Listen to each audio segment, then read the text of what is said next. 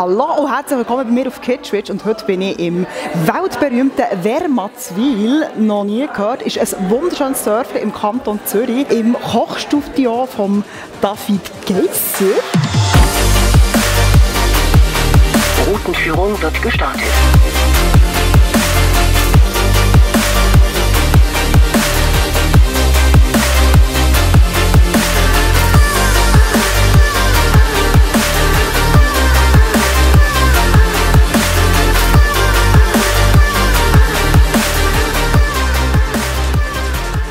Ich bin hier dank der Migros und wir haben hier ein super Blogger-Event zum Osterthema, nämlich zu #Ostern wird jö. Und das will ich heute an diesem Abend hier erleben. Das zeige ich dir jetzt hier gerade.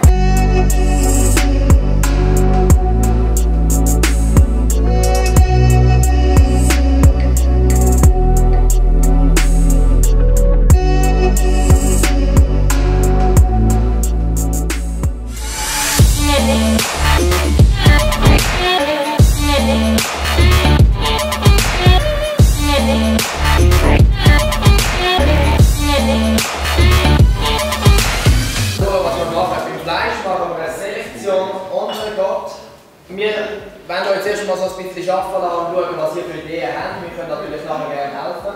Beim Fisch haben wir an Wildlachs gedacht. Wir haben Wildlachs. Wir haben aber auch Sashimi, also Lachs und Thunfisch. Und beim Veganen haben wir einfach als Grundzutat den Tofu und haben auch ganz viele Möglichkeiten.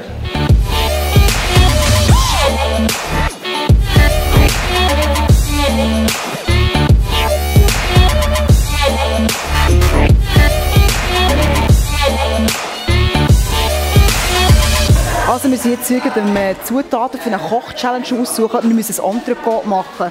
Frühlingshaft, innovativ. Ja, keine Ahnung, zum Glück bin ich mit Foodwerk im Team, das sind zwei gelernte Köche. Ja, mal schauen, wie das so rauskommt.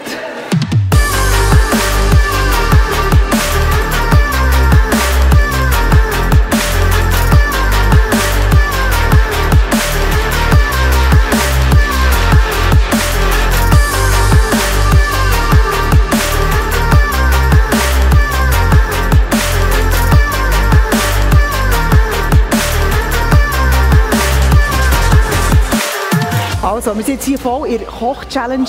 Wir machen ein niedergartes Entrecôte, Süssherdöpfel, Püree, Bohnen und Frau Foodwerk hat wieder der Ewig, oder? Wie man sie kennt. Und irgendwie so Korallen mit irgendwelchem veganen Zeug und wir werden die Sache hier rocken, weil Fleisch ist geil.